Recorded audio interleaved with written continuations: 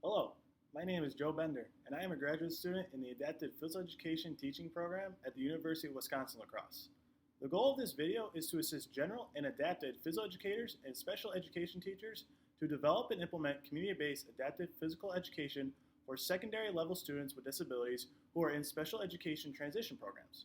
The video clips you are going to see are examples of community-based adaptive physical education for high school students with disabilities.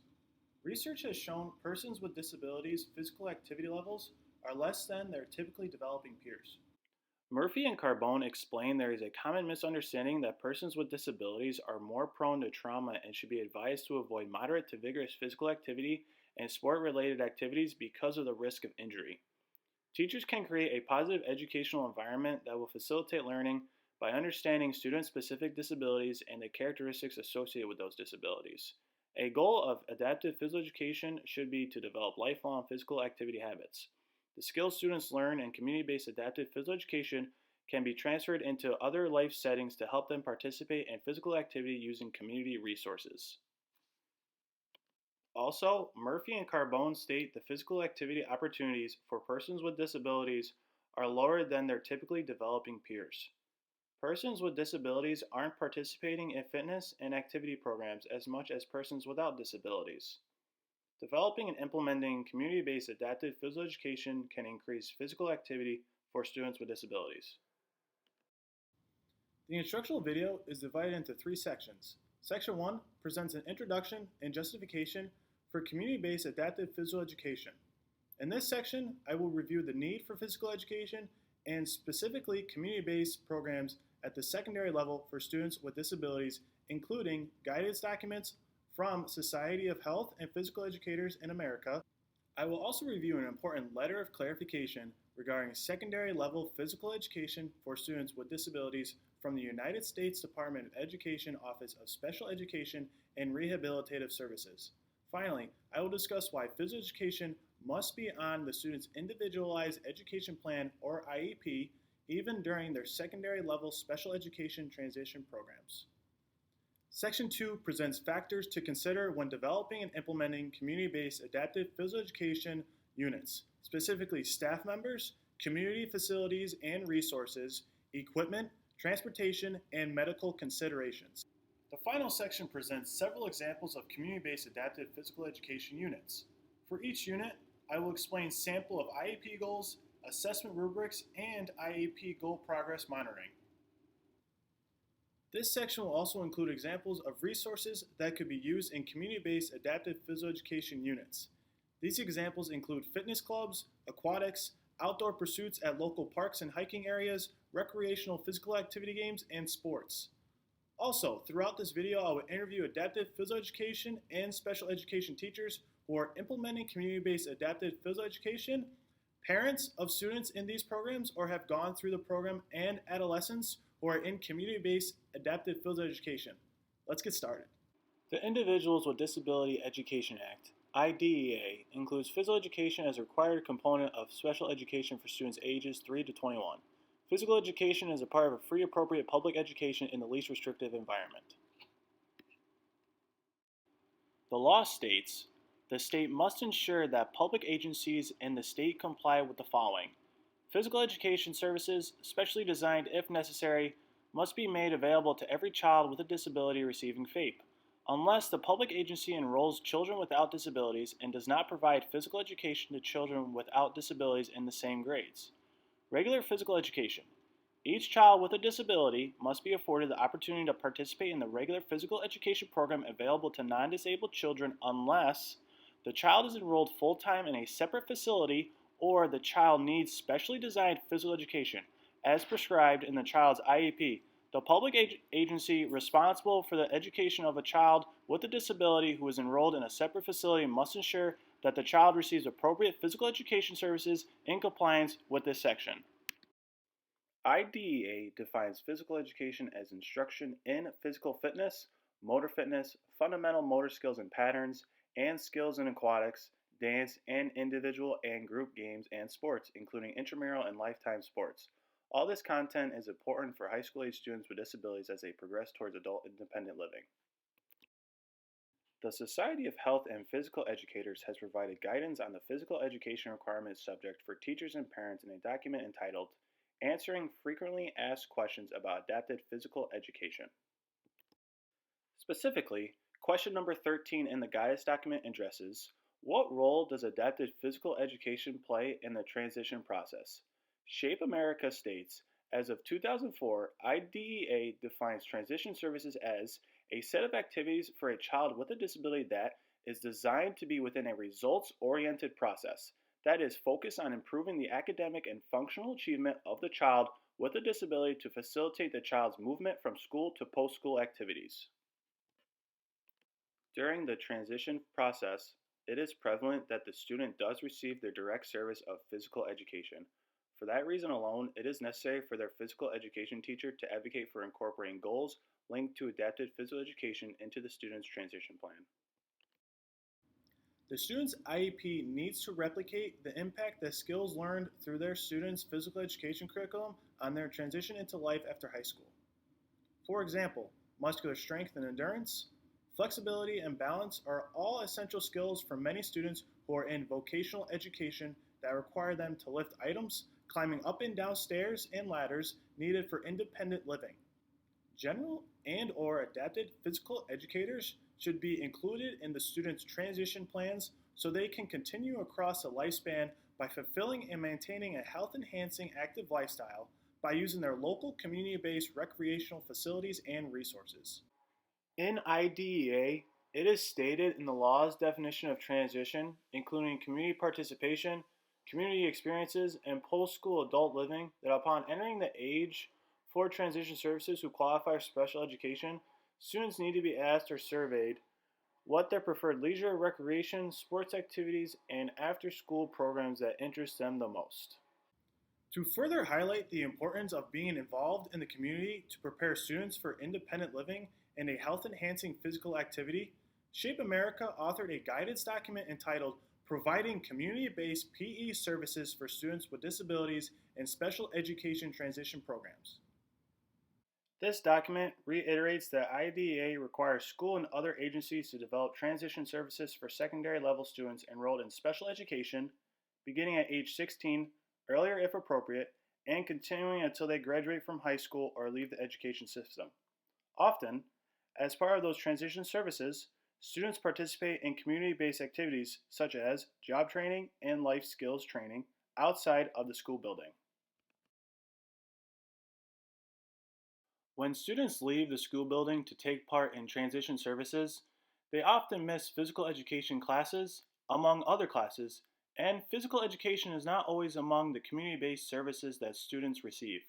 Thus, many community-based transition services are not meeting IDEA's physical education requirement, and many students with disabilities are being denied the health-enhancing benefits of acquiring the skills and knowledge through high school physical education they need to lead an active, healthy lifestyle. Moreover, students who are placed in community settings as early as age 14, which is the case in some states, often miss important physical fitness development that is critical for employment. Rimmer, Rowland, and Yamaki state the lack of physical activity for persons with disabilities increases their chances of acquiring and the development of secondary disabilities on top of their primary disability. In summary, it is the duty of the physical education teacher to inform the special education transition specialist of what direct services the child is granted. Physical education needs to be part of the student's transition program for that student and not replaced. Many of the skills the student learns in the physical education class benefit them. Physical education teachers need to advocate for these services for students with disabilities and transition programs because of how the skills in the physical education class transfer into the real world. For further clarification, the Office of Special Education Programs issued a policy letter regarding the physical education requirement for students with disabilities participating in community-based transition programs. The department's long-standing position is that placement refers to the provision of special education and related services rather than a specific place, such as a specific classroom or specific school. Neither the statute nor 34 CFR Section 300.108 distinguish between the potential locations, i.e., a high school setting or a community-based transition program, where a student with physical education on his or her IEP should receive it. We believe that the placement decision is best left to the team that determines the education placement under 34 CFR Section 300.327 of the student with a disability. Physical education needs to be on the student's IEP even if they are receiving education in a different facility. Therefore, they are obligated as a direct service to receive adaptive physical education at that facility by a certified general and/or adaptive physical education teacher. In summary, IDEA requires physical education for students with disabilities ages 3 to 21. This includes students who are in transition programs are to receive the direct services of physical education. It does not matter the setting in which they are being placed for their transition program, they are to receive services such as physical education if it has been placed on the student's IEP. The Office of Special Education made it clear in their letter of clarification that students with disabilities need to receive physical education services. Students ages 18 to 21 are still in the age range to receive direct and related services if needed under special education. Having community-based adaptive physical education for these students with disabilities in transition programs is necessary. The skills they learn are going to translate into the real world once they graduate from high school. There are many ways to develop and implement community-based adaptive physical education. The next section of the video presents components to be considered when developing and implementing community-based adaptive physical education units such as staff, community facilities/resources, equipment, transportation, and medical considerations. The first component that needs to be considered when developing and implementing community-based adaptive physical education units is the type of staff needed. Staff to be considered are paraprofessionals, physical therapists, occupational therapists, special education classroom teachers, and peer buddies. A paraprofessional may be needed to assist the student with following and/or explaining directions, assisting the student following the rubric the adaptive physical education teacher put at a specific exercise equipment, locker room assistance, medical incidents, and student behavior. A physical therapist or an occupational therapist may be needed in helping the physical education teacher to give suggestions on what types of adaptive equipment are needed depending on the student's disability. The physical education teacher will then be able to implement the proper equipment in their student's workout plan. Physical therapists may also be needed for assisting in transferring and positioning students on specific exercise equipment. This will be based on the student's disability and the skills they need to work or improve on based on everyone's observations of the student. The special education teacher may be needed to help with social skills training, IEP goal monitoring, assisting the physical education teacher in behavior management. Also, informing the physical education teacher on the student's progress throughout the school day. Peer buddies can be used in a unified program where both persons with and without disabilities follow the same program. Peer buddy can assist their classmates in a variety of ways. They can assist students in explaining the type of exercises they will be completing for the day's class. Peer buddies would be able to visually assist in showing what the specific exercise looks like. Lastly, the peer buddies would be able to spot when their classmate is performing different types of exercises. The second component that needs to be considered when developing community-based adaptive physical education is the type of community facilities and resources available. Using parks, recreation centers, fitness centers, and hiking trails are some examples of what you would want to use.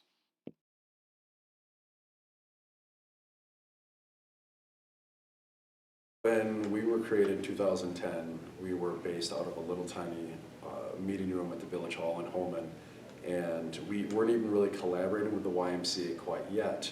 We came out here 2 days a week just to do workouts.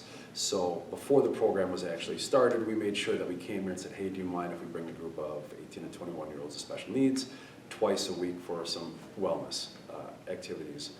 Well, when we started to do that, we realized that this classroom was empty, and so all of a sudden we said, you know what, instead of this little meeting hall, I wonder if the YMCA would allow us to use that empty space. And then we worked with the branch director at the time, and she's no longer working here, but the CEO and the branch director saw a need, saw that there was an available space for us. So that is where our relationship began with the YMCA. Was this became our home. We started using this as our classroom in the community. And then from there, our our adaptive phy classes just became integrated into everything here at the YMCA, where we worked with the inclusion specialist, with different fitness instructors, where our students started doing all the same classes that all the regular YMCA members were doing. So we're doing chair yoga, we're doing Pilates, we're doing spinning classes. So we've literally, over the span of 9 years, worked with almost every different employee, from inclusion to the front desk here at the YMCA, to help them in all areas of wellness. Next, communicating with your special education director to be sure you are equipped to proceed. Also, communicating with the proper resource/facility personnel is crucial at each other community-based location you would want to use in your program. Then preparing and planning with the personnel on what specific physical activities you want to offer students. Lastly, notifying parents/guardians explaining what you have planned for their child's community-based adaptive physical education class. Stating what community-based resources and facilities they will utilize during this class and how it will prepare their child to be physically active once they graduate from high school.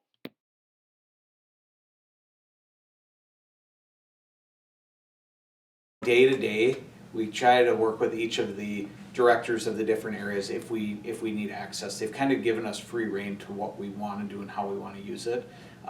They gave us, one of the directors gave us a classroom to use, they give the kids memberships, they give the kids lockers. But I'll work with the aquatics director on, okay, what equipment can we use, where can we be in the pool, what times are the best to utilize the pool so we're not interfering with what the guests are trying to do.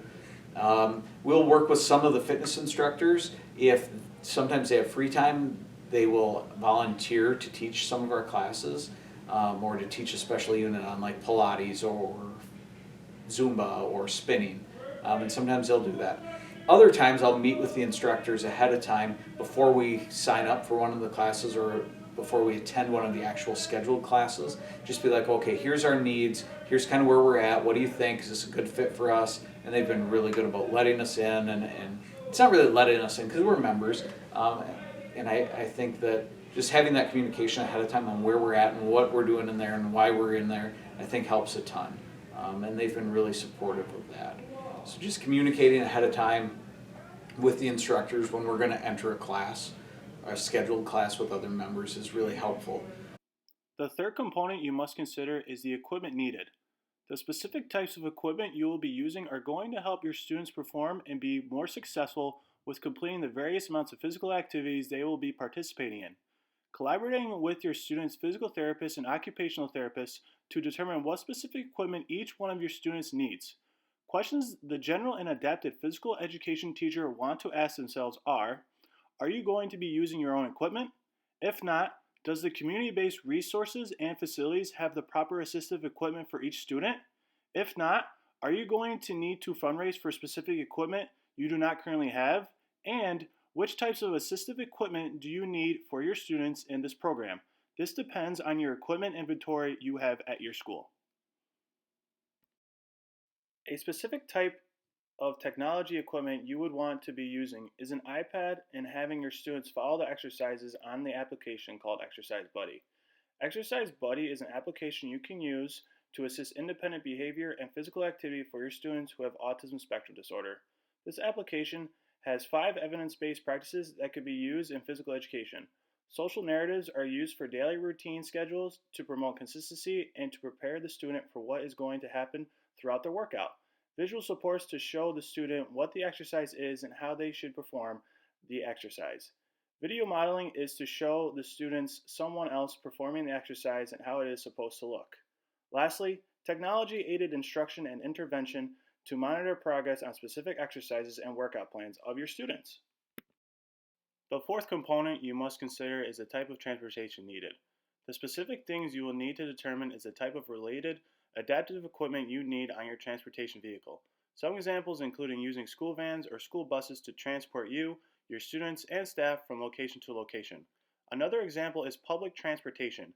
Embedding these skills into the community-based adaptive physical education class can prepare them to transport themselves from their house to community-based facilities and teaching themselves independence on how to go from one location to the next until they reach their destination. Lastly, specific medical considerations for each student participating in your community-based adaptive physical education class. Before leaving, contacting the closest hospital to your destination by informing facility staff about potential medical issues. Next, having emergency medical plans at your disposal, meaning having the right emergency personnel identified. For example, proper procedures you will need to follow if a student has a seizure during class. Step-by-step instructions on what to do when this situation arises. Having constant communication with the school nurse on any up-to-date medical plans you will need to be keeping by your side, and a first aid kit when transporting from building to building. In summary, these are many components that need to be considered when developing and implementing community-based adaptive physical education. Following the previous component, I will now transition into best practices and recommendations for providing meaningful community-based adaptive physical education. Shape America have written out a guidance document on the best practices and has recommendations for providing meaningful physical education services in secondary special education transition programs. The first suggestion is to use authentic settings in the community. Sites such as YMCA's, fitness clubs, local parks and recreation programs, and other community-based settings offer real-world environments in which students likely will be spending time after graduating from or leaving schools. Here in La Crosse, Wisconsin, at the local YMCA, they have programs such as Adapted Open Swim, Basketball for All, Fitness for All, Dance for All, and Miracle League Baseball.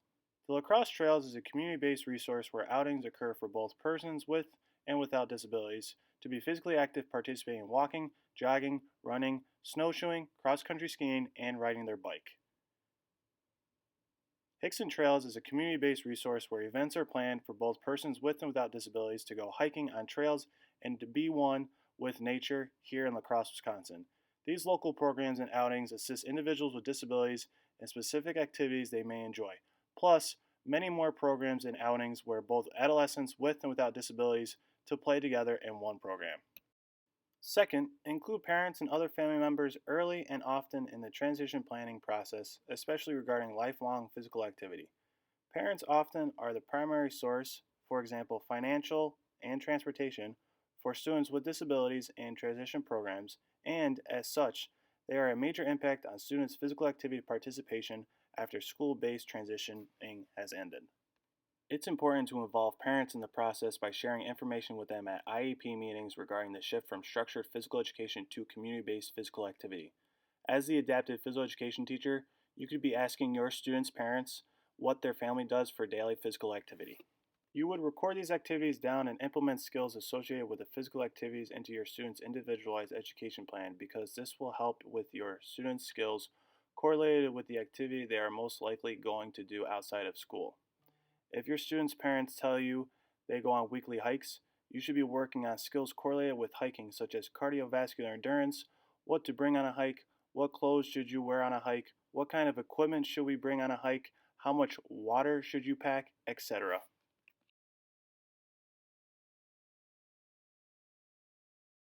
But we just want to make sure that he realizes that Sam's pretty active and to not really set limitations on him, to try and engage him as much as possible, so that if you do, he typically will be able to do some things. But we just want to make sure that he doesn't set those limitations on Sam before trying it.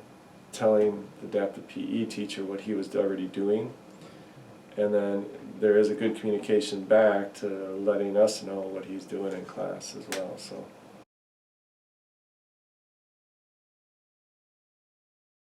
It's number one, that he is exposed to other children or individuals that don't necessarily go to school with him. So kids from other schools, whether it be Central or Holman or whatever. So like when we would do the YMCA swim meet, for example, there would be a lot of kids there that he might see at motor development or horse sense or whatever. So it kind of develops a sense of community. So it's not just the kids he's with every day, but other kids that are in a similar situation, and he can see a social link to them. So I think that's one part of it. The other part is school is only until the age of 18 or between 18 and 21. So making sure he feels comfortable with the social settings that would allow him to be physically active. If he's not comfortable with them, he's less likely to do them after he turns 21 and he's not doing it as part of school. So if he can get comfortable with the YMCA, Horse Sense, whatever other programs are available, I think he might be more likely to continue participating in them. Third, document the specifics of physical education in the IEP during transition, including frequency, duration, and location. Frequency indicates how many days a week is the student receiving the direct service of adaptive physical education. Duration means how long are they receiving adaptive physical education services. Location, or the place where they are receiving physical education. It is important that a certified general and/or adaptive physical education teacher is giving this service to the student. Students who are at different locations are still provided with physical education or to be taught physical education. Transition teams should document in each student's IEP the physical education content that the student receives, along with other special education and related services. Here is an example of such documentation of a measurable IEP goal regarding a student's participation in physical education at a community-based facility. By December 20th, given verbal prompts by the adaptive physical education specialist when exiting the bus in front of the YMCA, Andrea will enter the building independently using her swipe card, locate and enter the locker room, change into her exercise clothes, and walk to the fitness center where treadmills are located for 3 consecutive class sessions as assessed by the physical education teacher with the YMCA physical education rubric. Goals specific to each student learning outcomes is an important part of the student IEP. Fourth, teach independence as much as possible. Preparing young adults for independent living, including participating in physical activity, is an important aspect of special education transition services. Learning skills such as arranging for transportation, presenting proper hygiene, dressing oneself, and communication with people are essential if students are to participate in physical activity within a community setting as adults. If walking on a treadmill is part of their workout plan, as the adaptive physical education teacher, you want to teach them the independence to do it on their own, and when they need assistance, provide that assistance to your student. Providing students task sheets and giving them the opportunity to perform skills by themselves or with a partner to see where your student is at independently to determine the proper assistance your student needs in their least restrictive environment. Fifth, choose content carefully for realistic lifelong physical activity. It is more likely that a student with disabilities will gravitate towards individual performance activities such as personal fitness, walking, hiking, golf, or snowshoeing, just to name a few, than towards group sports such as basketball or baseball. Providing students with multiple opportunities to use different types of community resources should be implemented into community-based adaptive physical education. Also, it is the general and/or adaptive physical education teacher's job to know and explore the community for programs, to notify parents of what they should be signing their child up for. Much of this will depend on your community and available resources. This will help develop their interests in specific activities and will help your students find what they enjoy and can do outside of school.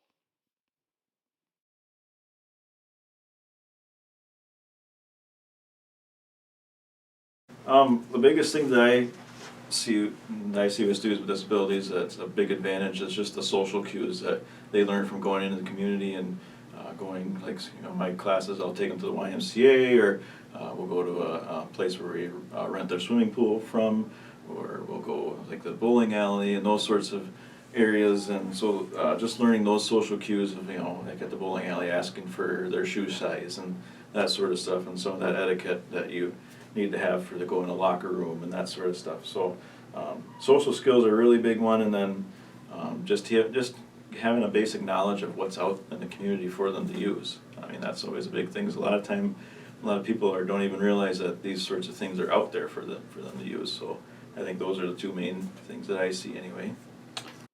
6. Individualize the program. As with IEP goals and other special education and related services, each student's physical education transition goals should meet specific individual needs. Each student will have different circumstances, abilities, and families that should be considered when you are individualizing each of your students' IEP goals in physical education. IEP goals of your students should be discussed with the families of your students. If the family of your student participates in bowling more than baseball, the student's IEP goals should be improving the student's skill on bowling rather than baseball, because they are more likely to participate in that specific activity more than the other. Seventh, provide qualified physical education staff to lead the transition. Physical education is a required special education service which is taught by a qualified and experienced staff member, preferably an adapted physical education teacher, who is familiar with the student's abilities and preferences after years of mutual interaction.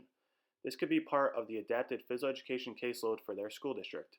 Having itinerant adapted physical education teachers to work in multiple buildings to implement multiple community-based adapted physical education services to students in multiple schools.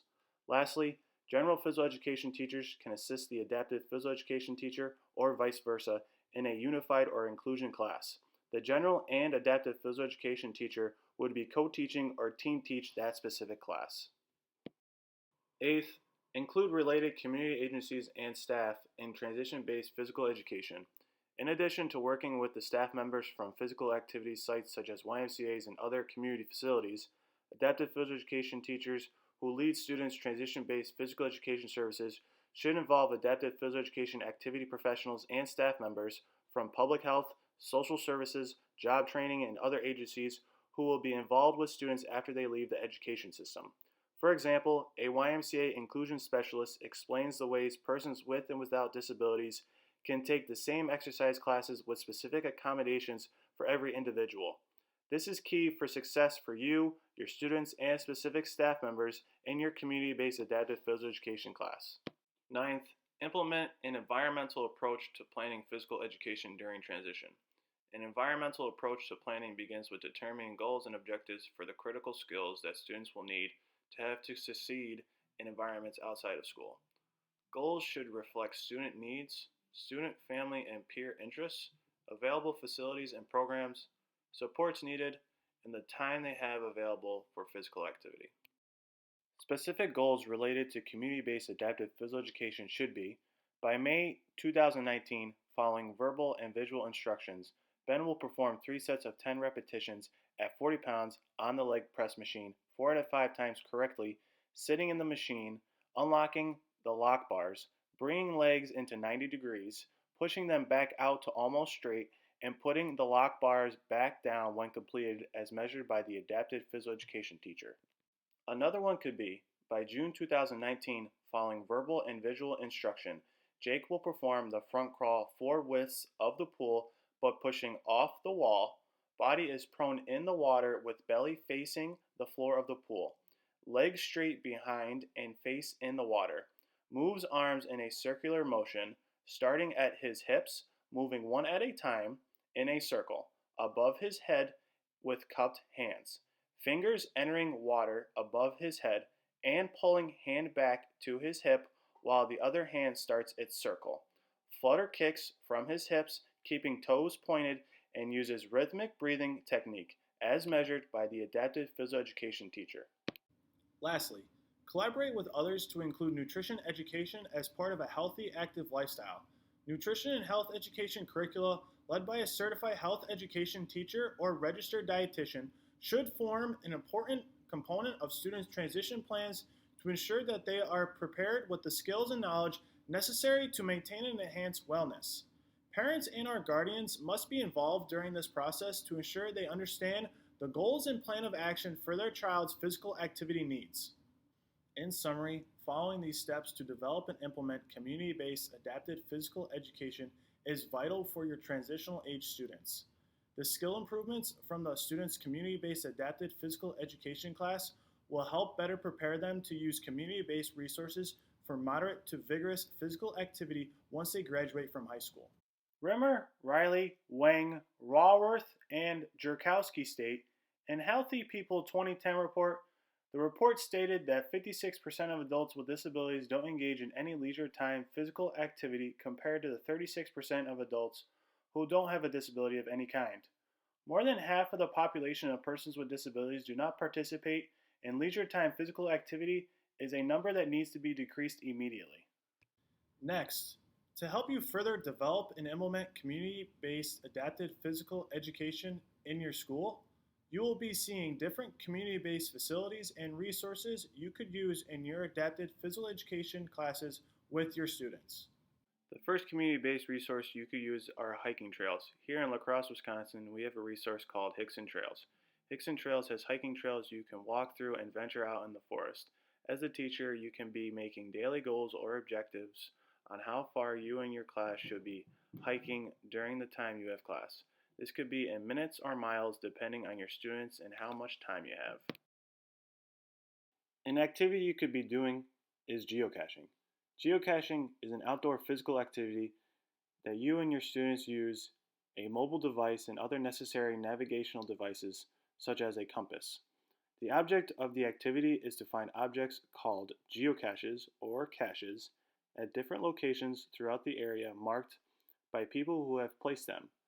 Geocaching is a global phenomenon that is used around the world to find and make caches while getting your daily dose of physical activity. Geocaching creates motivation for your students to be physically active throughout your class. Getting your students moving for physical activity is the number one goal.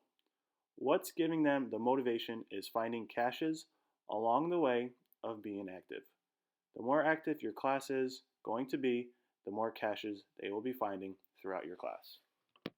As the adapted physical education teacher, developing IEP goals for your students to strive for based on the type of activities you are doing in class is appropriate. Also, you will be able to monitor your students' progress in every class. An example of an IEP goal you could have for your students could be, by April 20th, given verbal prompts by the adaptive physical education specialist, when exiting the bus in front of the hiking facility, Jordan will complete 2 miles of hiking in 4 consecutive classes as assessed by the physical education teacher. For daily assessment purposes, you could use informal teacher-made task sheets for your students to follow while hiking. Some examples could be various questions regarding the recreational facility. When was it founded? How many miles are the trails? How many caches have you found on your hike? How many steps have you completed on your hike? What animals live in the forest? And specific facts on how this park or recreational facility came about. The second community-based resource you could use are your local fitness facilities such as YMCA. To prepare your students for visiting the YMCA, you could be using your school's facilities, providing instruction on equipment such as free weights, weightlifting machines, weight racks, treadmills, elliptical, rowing machines, stationary bikes, benches, pull-up bars, resistant bands, weighted medicine balls, rollers, and mats for various exercises. When the time comes and you visit your local YMCA facility, they'll be familiar with the equipment. In addition, you might give your students the opportunity to walk or jog on the track as well as use the basketball facilities with the proper equipment for every individual. Also, allowing your students to use the pool to be physically active during their class is an option at the local YMCA they offer to all members. As the professional, you are going to need to know everything about each student to make their individualized workout plan, especially if you are willing to allow those students to use the pool if they can independently swim. It is necessary you are collaborating with the staff at your local fitness facilities to collaborate on what specific exercise equipment they have for your students' personalized exercises based on their ability level. Different types of exercises and workouts should be documented into your students' IEP goals for their adaptive physical education services. As previously discussed, you should be intertwining all 5 components of fitness, which are cardiovascular endurance, muscular strength, muscular endurance, flexibility, and body composition. Your fitness emphasis will depend on how many days you see your students.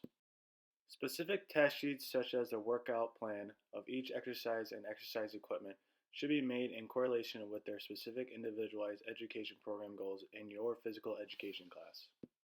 An example of an IEP goal is, by May 20th, given verbal and visual cues by the adaptive physical education teacher, Morgan will independently use the bench press machine by moving the pin to the correct weight, sitting down, feet flat on the ground, back against the backrest, putting her hands on the grips, pushing the hand grips forward while exhaling, having her arms going full extension, controlling the weight back to starting position when her arms reach a 90-degree angle, while inhaling for 3 sets of 10 repetitions at 50 pounds, as assessed by the physical education teacher. An example of an aquatics IEP goal is, by June 20th, given verbal and visual cues by the adapted physical education teacher, Tom will be able to swim 6 consecutive laps without stopping while using the front stroke in 3 consecutive times during class as assessed by the physical education teacher. Daily assessments used are informal teacher-made rubrics for your students to follow for their exercise plan. Some examples could be various questions regarding the workout, such as how many miles did they walk on the treadmill? What weight did you use on the bench press with the amount of sets and reps you completed? How many steps have you completed on your walk or jog? To get in contact with your local YMCA or other local fitness facilities, call a supervisor to arrange times and accommodations you will need for your students.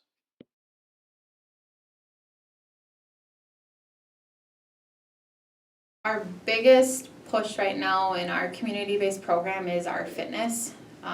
We are at the YMCA regularly. The Wellness Center is another place that we can go. Snap Fitness is another place that the students have experienced. So building our individualized programs has been huge because then the students get to see their own growth and they get to experience new things and decide if that's the right path for them or if they need to find something else in order to be physically active. We also have been able to introduce different skills and units and then show them pictures or videos. Hey, this is where you were when you started, and this is where you are now, and give them that extra bit of confidence to do it by themselves. We're trying to work the technology in because everybody's got a phone now. Most of them have iPads or computers as well. So the apps are huge. We've used many different fitness apps. We've used the MyFitnessPal so they can log if they're in the community snowshoeing or they go on a hike or a run, any of that stuff, then they also can log that into their app as well. The community-based activities I have presented are just some suggestions on adapted physical education would look like for your students in the high school transition stage of their schooling. These units are not the only ones you could implement into your school's community-based adapted physical education. Other units could be based on weather, geographical region in the country, the number of students in the transition program, your expertise in a specific field, and connections you have made with the community. In conclusion, community-based adapted physical education should help parents, paraeducators, physical education teachers, and special education teachers, and other professionals. Introducing physical activity into their students and or child's lives can be done by using these teaching strategies. Physical education is important for all high school students, including those with disabilities. Lifelong physical activity habits will be formed at this age. It is your job as the professionals to promote moderate to vigorous physical activity to all your students and to prepare them for a lifetime of health-enhancing physical activity. I hope the video provided a way to incorporate and promote physical activity using these teaching practices that have been shown to increase the success of students with disabilities in physical education. The use of task sheets and informal rubrics for students with disabilities is continuously growing. Accessible, high-quality physical education programs can provide students with and without disabilities the opportunities to develop and improve their social skills, physical fitness, interaction with peers, cooperative learning, and personal and social responsibilities.